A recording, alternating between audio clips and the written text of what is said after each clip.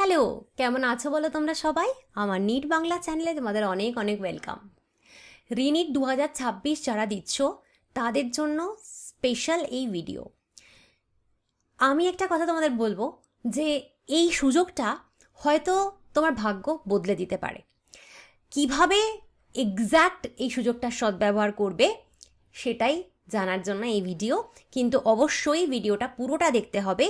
তোমার কাছে যদি এটুকুও সময় না থাকে যে একটা ভিডিও তুমি কমপ্লিট শুনতে পাচ্ছ, সেই সময়ও তোমার কাছে নেই, তাহলে কিন্তু খুব মুশকিল তোমার পক্ষে খুব ভালো কিছু করার। কারণ ইম্পর্টেন্ট কথা, ভ্যালুয়েবল সাজেশন, সেগুলো কিন্তু মন দিয়ে শুনে ফলো করতে হবে। সব কিছু কিন্তু শর্টকাট মেথডে হয় না যে শর্টসে হয়ে যাচ্ছে, একটা 45 সেকেন্ডের শর্টসেই সব হয়ে যাচ্ছে, সব কিন্তু সেভাবে হয় না। তাই যারা খুব সিরিয়াস স্টুডেন্ট এবং যারা মনে করছো যে রিনিট 2026-এই তুমি তোমার জীবনটা তৈরি করে নেবে, তাদের জন্য আজকের এই ভিডিও। আচ্ছা, প্রত্যেকটা কথা বলবো, মন দিয়ে শুনবে আর খাতা পেন নিয়ে বসো। যদি না নিয়ে বসেছো, ভিডিওটা পজ করো, খাতা পেন নিয়ে আসো, তারপরে শোনো। আর যদি তুমি আমার চ্যানেলে নতুন হচ্ছ, চ্যানেলটা সাবস্ক্রাইব করতে পারো। ভিডিওগুলো ভালো লাগলে লাইক কমেন্ট শেয়ার করতে ভুলো না। তোমার নিট জার্নিতে আমি কন্টিনিউয়াস তোমার পাশে থাকব। দেখো, নিট হচ্ছে জাস্ট একটা গেম অফ টাইম ম্যানেজমেন্ট। কারণ হচ্ছে যতগুলো বাচ্চা সিলেকশন পাবে তার 5 টাইমস বা 10 টাইমস বাচ্চা রয়েছে যারা কিন্তু এই নিট পরীক্ষার জন্য সমানভাবে প্রস্তুতি নিয়েছে বা সমানভাবে নলেজ রাখে, কিন্তু দেখবে সিলেকশনটা পাবে মাত্র কয়েকজন। এটাই হচ্ছে পরীক্ষার হলের টাইম ম্যানেজমেন্ট। প্রচুর বাচ্চা রয়েছে যারা সারা বছর খুব ভালো করে পড়াশোনা করেছে, যারা সব জানে, অ্যাটলিস্ট 90% কোয়েশ্চেন তাদের জানা, কিন্তু সময়ের সদ্ব্যবহার করতে না পেরে পরীক্ষার হলে তাদের পরীক্ষাটা গেল। এই জায়গাটাতেই তুমি যদি বাজিমাত করতে পারো না, তাহলেই কিন্তু তুমি ডাক্তার হতে পারবে। এই জায়গাটাতেই তোমাকে বুঝতে হবে যে কি করে প্রত্যেকটা সেকেন্ডের সদ্ব্যবহার পরীক্ষায় করা যায় এবং কিভাবে করা যায়, এবং তার জন্য মেন্টাল প্রিপারেশন তুমি নেবে এখন থেকে। এবার তুমি আমায় বলবে যে ম্যাম, পরীক্ষার হলে গিয়ে তো সেটা চিন্তা ভাবনা করলেই হতো। না না, কারণ যারা নিট 2026 দিয়েছো বা আগেও নিট দিয়েছো, তারা জানো যে পরীক্ষার হলে ঠিক কিভাবে কি হয়ে গেল তুমি বুঝতেও পারলে না। তোমরা যদি আমার সাথে একমত হও, আমাকে কমেন্ট করে জানিও যে অনেক প্রস্তুতি নিয়ে গেছিলে, অনেক কিছু ভেবে, অনেক স্বপ্ন নিয়ে গেছিলে, পরীক্ষার হলে কোয়েশ্চেন পেয়েও ভাবলে যে ঠিক আছে আমি পারবো, কিন্তু কিভাবে যে কি হয়ে গেল, তারপরে যখন মার্কস দেখলে নিজের, তখন মাথায় হাত যে কি হয়ে গেল। এটাই কিন্তু নিট পরীক্ষার অবস্থা। তাই জন্য মেন্টাল প্রিপারেশন তোমাকে এখন থেকে শুরু করতে হবে, পরীক্ষার হলে গিয়ে নয়। এখন থেকে মাথাটাকে ধীরে ধীরে ধীরে ধীরে শান্ত করতে হবে। যত মাথা তোমার শান্ত হবে, যত ফোকাসড তুমি হতে পারবে এবং যত অ্যাংজাইটি বা স্ট্রেস তোমার না থাকবে, পরীক্ষার হলে গিয়ে টাইম ম্যানেজমেন্ট তত ভালোভাবে তুমি করতে পারবে। বোঝা গেল? এবার তার জন্য তোমাকে কি করতে হবে? তার জন্য তোমাকে কিন্তু ডেইলি একটা প্রপার স্কেডিউল মেনটেন করতে হবে, কিছু ভালো হ্যাবিট তোমাকে মেনটেন করতে হবে। এখন থেকে যে কদিন রিনিটের বাকি রয়েছে, প্রত্যেক দিন রাত্রে টাইমে শোয়া, সকালে টাইমে ওঠা শুরু করো। আজে বাজে খাবার খেয়ে পেটকে নষ্ট করো না, ভালো খাবার খাও, মায়ের হাতের রান্না খাও। যাদের সেই সুযোগ নেই তারা ঘরের ভালো খাবার খাও, রাস্তার উল্টোপাল্টা খাবার খেও না, কারণ ডাইজেশনের প্রবলেম হলে কিন্তু মাথাও তাতে এফেক্ট পড়ে।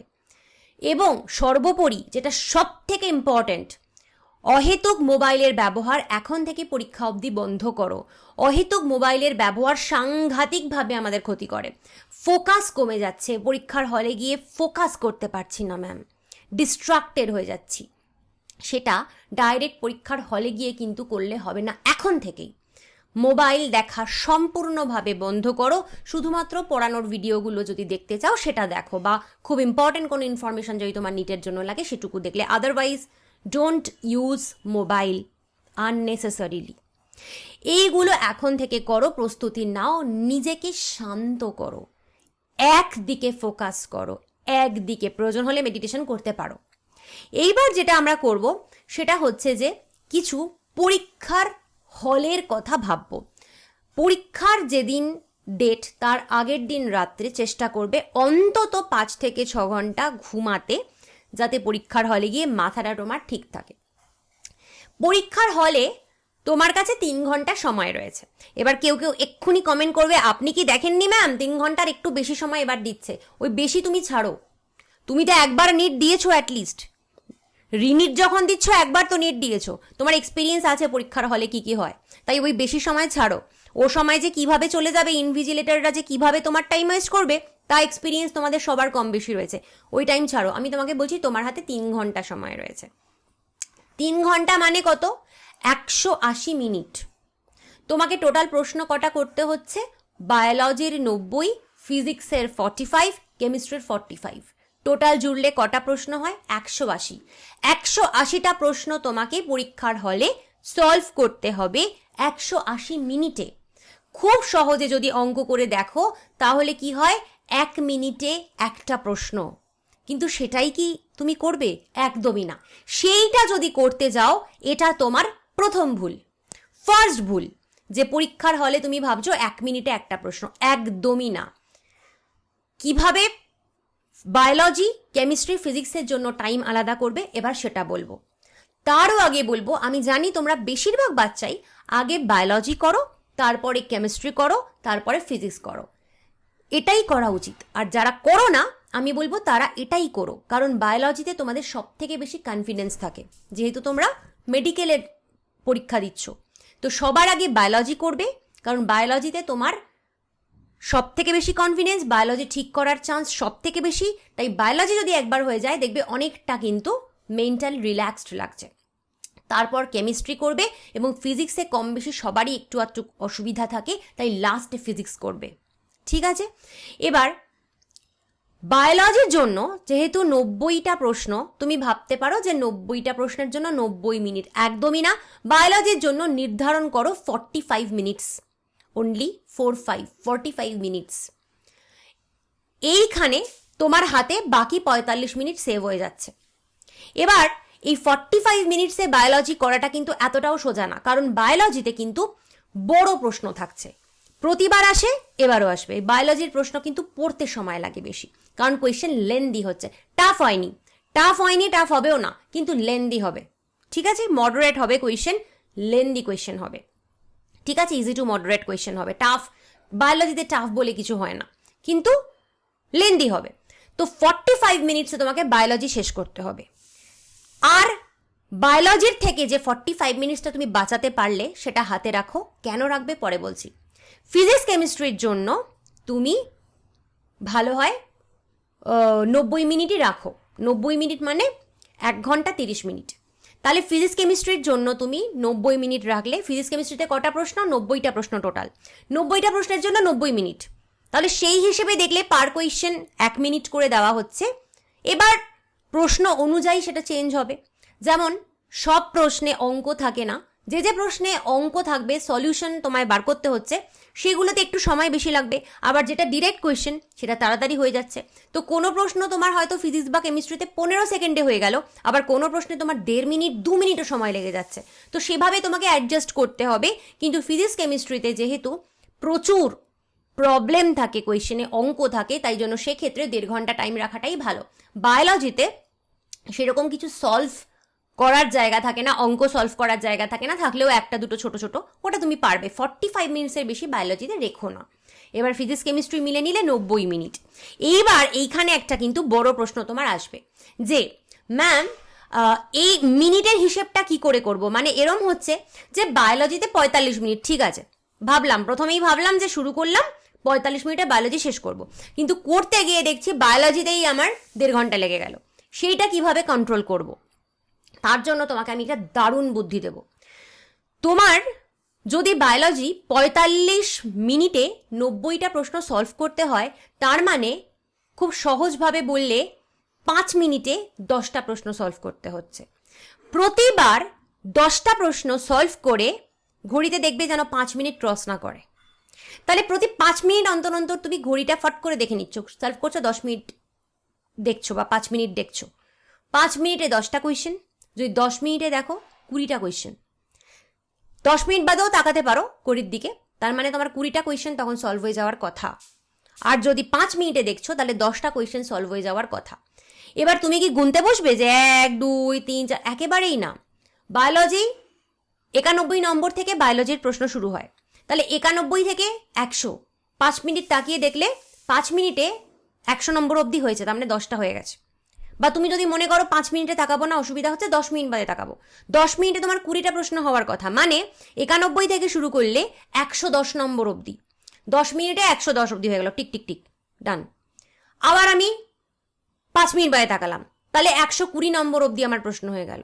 আবার 5 মিনিট বাদে তাকালাম, তাহলে 130 নম্বর অবধি কোয়েশ্চেন আমার হয়ে গেল।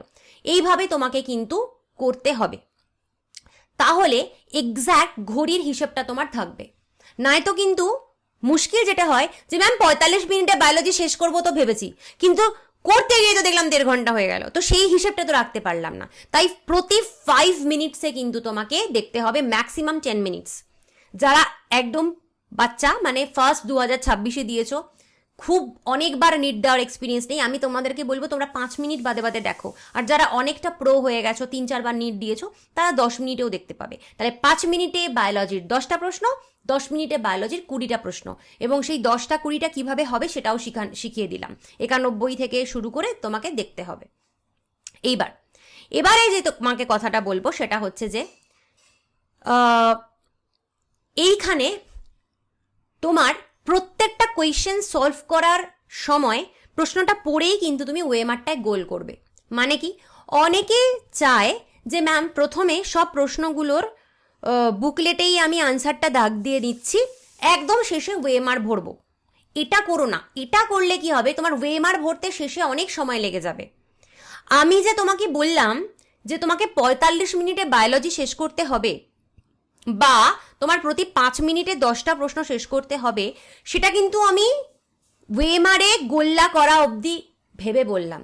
আমি কিন্তু বলিনি যে তুমি শুধু প্রশ্নটা পড়ো, তুমি 5 মিনিটে 10টা প্রশ্ন পড়লে না, 5 মিনিটে 10টা প্রশ্ন পড়ে সলভ করে গোল্লা ভরে দিলে তার মানে তোমার একটা প্রশ্ন কমপ্লিট হলো।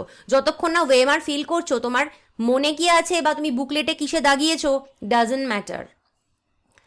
তোমার 45 মিনিটস বায়োলজিতে কমপ্লিট বায়োলজি পড়ে আনসার রেডি করে গোল্লা ভরাও হয়ে যাবে। তার মানে প্রত্যেকটা প্রশ্ন পড়ার সাথে সাথেই গোল্লা ভরবে।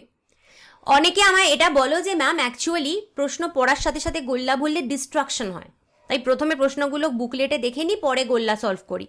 তাদের দুটো ভুল হওয়ার সম্ভাবনা। এক তো হচ্ছে সময়ের সেক্ষেত্রে জ্ঞান থাকে না, ভীষণ প্রবলেম হয়, কারণ ওয়েমার ফিল করতে প্রচুর সময় লাগে। আর 2 নম্বর হচ্ছে, একবার যদি পরে তাড়াহুড়ার চোটে একটাই ভুল মার্ক দাও না, তোমার পুরো সিরিজ ধরে ভুল হয়ে যাবে। আর ওয়েমার শিট কিন্তু ওরা আর দেবে না তোমাকে, একটাই দেবে। সুতরাং একটা যদি পরে তাড়াহুড়ার চোটে ভুল দাও, পুরো শিট একেবারে সিকোয়েন্সিয়ালি গেল। বুঝতে পারছো এটা কত বড় একটা জীবনের ট্রমা তোমার হবে?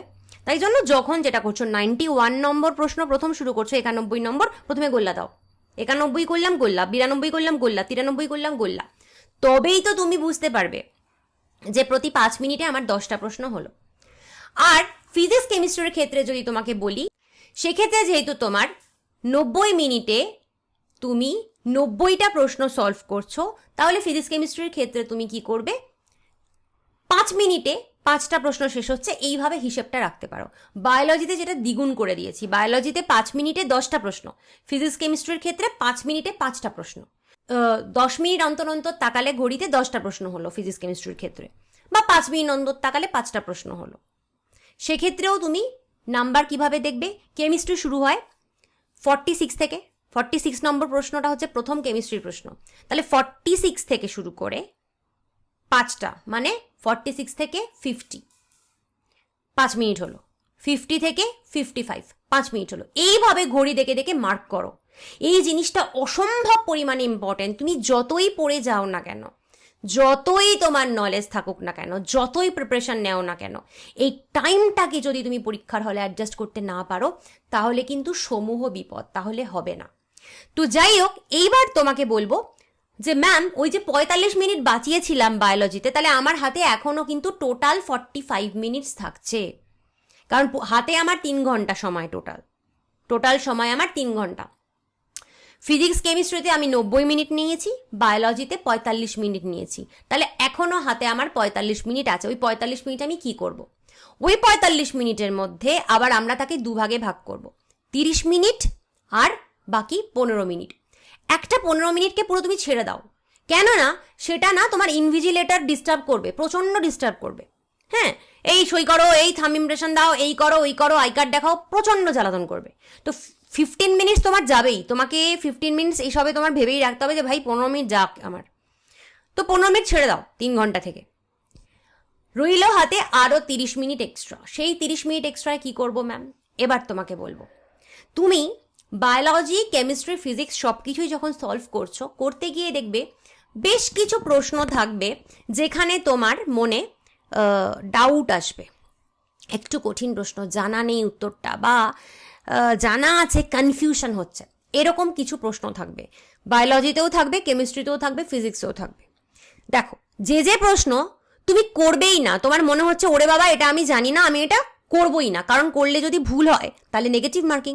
তো যেটা করবে না তো করবে না, তা নিয়ে তো কোনো ভাবারই দরকার নেই, সেটার গোল্লা তো তুমি ভরাচ্ছই না, কারণ তুমি সেটা করছোই না, স্কিপ করছো তুমি, সেক্ষেত্রে সমস্যা নেই।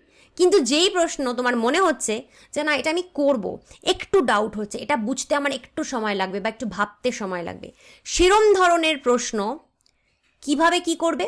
সেই প্রশ্ন তার পাশে একটা স্টার মার্ক লাগাবে, বড় করে একটা স্টার মার্ক দেবে, ঠিক আছে? সেটার জন্য সময় নষ্ট প্রথমে করবে না। যখন তুমি বায়োলজির ধরো প্রথম 45 মিনিট বায়োলজি করছো, 45 মিনিটে বায়োলজির 90টা প্রশ্নের মধ্যে ধরো 82টা প্রশ্ন তুমি একদম ভালো করে জানো, ওই 82টা প্রশ্ন করছো, 8টা প্রশ্নে তোমার ডাউট আছে, 8টার মধ্যে 2টো তুমি মনে করলে ছেড়ে দেবো, আমি করবোই না, আমি জানিই না এটা, ছেড়ে দাও 2টো, হাতে রইল 6টা প্রশ্ন নিয়ে তুমি একটু ভাবতে চাও, সেই ভাবনাটা তখন ভেবো না, সেই 6টা প্রশ্নর পাশে স্টার দাও, এবং সেগুলোর কিন্তু ওয়েমার ফিল করবে না ওই 45 মিনিটে। বায়োলজির ওই প্রথম 45 মিনিটে ওই 6টা প্রশ্নর ওয়েমার ফিল করবে না, পাশে স্টার দিয়ে রেখে দাও। এরকম বেশ কিছু ডাউটের প্রশ্ন তোমার কেমিস্ট্রিতেও থাকবে, ফিজিক্সেও থাকবে, ওই প্রশ্নগুলোর পাশে তোমার ছিল স্টার। কেন বলছি? কারণ যখনই তুমি এরকম ডাউটফুল কোয়েশ্চেনের পেছনে সময় দেবে, তখন এক তো তোমার মাথা খারাপ হবে, 2 নম্বর প্রচুর সময় যায়, প্রচুর সময় তাতে যায়, 3 নম্বর হয়তো আলটিমেটলি সেটা ভুলই হলো, অথচ তার জায়গায় 10টা জানা প্রশ্ন করার তুমি টাইম পেলে না। সেই জন্য যে প্রশ্নে ডাউট থাকে সেটা কখনোই ফ্লোতে করতে হয় না। তাই প্রথম 45 মিনিটে বায়োলজির 90টা প্রশ্নের মধ্যে সেই প্রশ্নগুলোরই ওয়েমারে তুমি গোল্লা করবে, যেগুলো তুমি 100% শিওর, যেটা নিয়ে তোমাকে আর ভাবতে হবে না। ঠিক তেমনভাবেই তারপরের 1.5 ঘন্টায় তুমি ফিজিক্স কেমিস্ট্রি সেই কোয়েশ্চেনগুলোই ওএমআর ফিল করবে, যেগুলো তুমি 100% শিওর। আর এই বায়োলজি, কেমিস্ট্রি, ফিজিক্সের মধ্যে যেখানেই তোমার ডাউট ছিল সেখানেই তুমি পাশে স্টার বসিয়েছিলে। তোমার হাতে যে শেষের দিকে 45 মিনিট এক্সট্রা ছিল, তার মধ্যে 15 মিনিট কাটতে বলেছি, 30 মিনিটের যে টাইমটা, ওই 30 মিনিটে এবার তুমি কি করবে? এই ডাউটের প্রশ্নগুলোকে সলভ করবে। তখন তোমার মাথা একদম শান্তি। কেন? প্রত্যেকটা জানা প্রশ্ন অলরেডি তোমার আনসার করা হয়ে গেছে। বায়োলজি, ফিজিক্স, কেমিস্ট্রির প্রত্যেকটা জানা প্রশ্ন তুমি দাগ দিয়ে দিয়েছো। তুমি নিশ্চিন্ত যে বাবা যেগুলো জানি সব আমি শান্ত মাথায় কমপ্লিট করেছি, এখনও আমার হাতে আধা ঘন্টা আছে। সেই আধা ঘন্টায় তুমি মাথাটা ঠান্ডা করে, এবং অলরেডি তুমি তখন শান্ত, তখন তুমি ওই ডাউটের প্রশ্নগুলো সলভ করো এবং করে গোল্লাগুলো ভরাও। সেটা হতে পারে বায়োলজি, সেটা হতে পারে কেমিস্ট্রি, সেটা হতে পারে ফিজিক্সের। তো সেখানেও সিকোয়েন্স এরম হওয়া উচিত, প্রথমে বায়োলজি, তারপরে কেমিস্ট্রি, তারপরে ফিজিক্স, ডাউটফুল প্রশ্নগুলো গোল্লা করলে। যদি তোমার তারপরেও টাইমের শর্টেজ পড়ে, তো 2-3টে ডাউটের প্রশ্ন গোল্লা করলে না, কি করা যাবে? তোমার যেখানে ডাউট ছিলই, তোমার যদি না টাইম হয়, অ্যাটলিস্ট সেই প্রশ্নগুলো বাদ যাক। কিন্তু যেগুলো তুমি জানতে সেগুলো সব তুমি করে এসছো, তাতেই দেখবে র্যাঙ্কে কিন্তু প্রচুর আগে পিছে হবে। কারণ প্রত্যেকটা প্রশ্ন তুমি যেগুলো জানো অলরেডি করে এসছো। ডাউটের প্রশ্ন লাস্টে করেছো, বা খাতা নিয়ে চলে গেছে 3-4টে প্রশ্ন করতে পারোনি, তাতে অসুবিধা নেই কোনো। কারণ হয়তো ওই ডাউটের প্রশ্ন করলে তোমার ভুলই হতো, কোনো প্রবলেম নেই। তাই জন্য এইভাবে যদি করো তোমার র্যাঙ্কের কিন্তু আপগ্রেডেশন হবেই হবে। এবার আরেকটা লাস্ট টিপ তোমাকে দেব। প্রশ্ন যখন পড়ছো, পড়ার সময় না, তোমার হাতে পেন আছে তো, পেন দিয়ে আন্ডারলাইন করতে করতে পড়ো। আন্ডারলাইন করতে করতে পড়লে কি হয়, মাথায় বেশি ভালোভাবে সেটা তাড়াতাড়ি ঢোকে। কারণ পরীক্ষার সময় তো তোমার উদ্দেশ্য টাইম বাঁচানো, তাই সেক্ষেত্রে তোমাকে খুব তাড়াতাড়ি মানে বুঝতে হবে প্রশ্নটা। তুমি দেখবে এটা বাড়িতে প্র্যাকটিস করবে, এখন কদিন বাড়িতে প্র্যাকটিস করো। একটা কোয়েশ্চেন নাও, নিয়ে সেটাকে না তলায় দাগ দিয়ে দিয়ে পড়ো। করে দেখো, একবার তলায় দাগ দিয়ে পড়ো, আরেকবার না দাগ দিয়ে পড়ো। তুমি নিজে দেখো যে কোনটা তোমার বেশি মাথায় ঢুকছে। যেটা দাগ দিয়ে যদি আমরা পড়ি না, সেটা সবসময় আমাদের মাথায় তাড়াতাড়ি ঢোকে এবং ডিপে যায়। দাগ দিয়ে দিয়ে পড়ছি, প্রশ্নটার নিচে দাগ দিয়ে দিয়ে পড়ছি। ছোটবেলায় দেখবে আমরা যখন পড়াশোনা করতে শেখাতাম স্কুলে বা বাবা মা শেখাতো দাগ দিয়ে দিয়ে পড়, দাগ দিয়ে দিয়ে পড়। তার কারণটাই এটা, নিচে যদি দাগ দিয়ে দিয়ে পড়ো খুব তাড়াতাড়ি মাথায় ঢোকে। ঠিক আছে, সিলি মিস্টেক হওয়ার চান্স থাকে না, তাড়াতাড়ি মাথায় ঢোকে, তাড়াতাড়ি সলভ হবে। তা প্রশ্নর নিচে পেন দিয়ে দাগ দিয়ে দিয়ে পড়তে হবে। এই কটা টিপস আশা করি তুমি ফলো করবে, স্পেশালি আমি টাইমের যেটা বললাম, সেটা ফলো করো। আমার মনে হয় তাহলে তোমার পরীক্ষা অনেক ভালো হবে আগের বারের থেকে। হয়তো এই সুযোগটার জন্যই তোমার এবার ভাগ্য পুরো বদলে যাবে, হয়তো এটার জন্যই তোমার রিনিট দিতে হলো, আগের নিটটা ক্যান্সেল হয়ে গেল। কারণ এই নিটেই তোমার মেডিকেলের সিটটা ছিল, আগের নিটে ছিল না। হতেই তো পারে, কে বলতে পারে ভাগ্যে কি আছে। এই কদিন একটু এভাবে প্র্যাকটিস করো, টাইমটা যেভাবে বললাম ভালো করে মাথায় ঢুকিয়ে নাও। অসুবিধা হলে ভিডিওটা আরেকবার রিপ্লে করে শোনো কিভাবে টাইম ম্যানেজমেন্টটা বললাম, তাতে আশা করি তোমার ভালো হবে। আজকে আসি, পরের দিন আবার একটা ভিডিও নিয়ে আসবো। Bye bye.